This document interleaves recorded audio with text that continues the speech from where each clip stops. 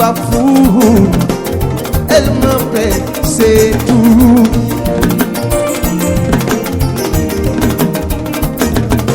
C'est l'esprit m'a vêtu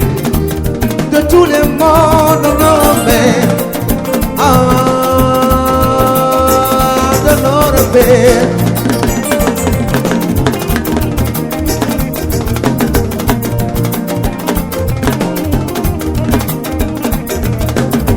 Je la chante tout le temps, elle m'inspire, elle me parle souvent d'humanité, de dignité,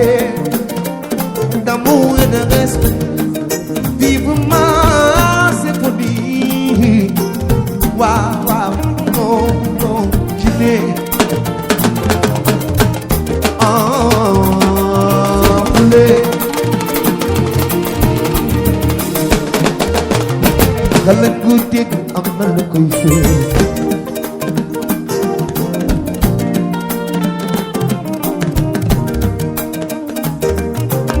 galan gudeg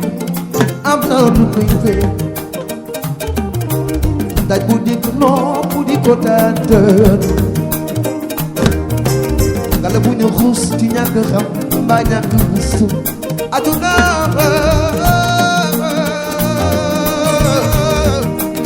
jambe wulu ci nekk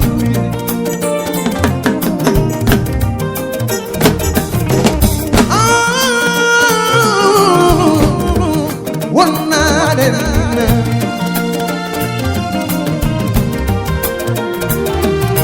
yaaroo baax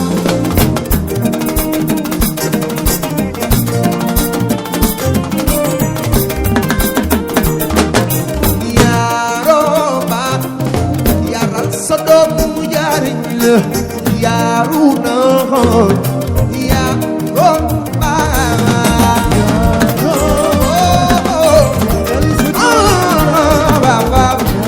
il gis na ku yàq ay doomam de bàyyi leen fii loo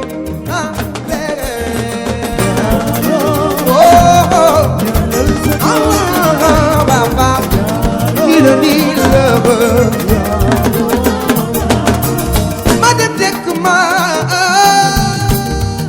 dem dekk nga def dekk c'est que def dekk hey nga def dekk Arma Ndiaye def dekk ma dem dekk ngir mën koo jëriñoo ci aspect respect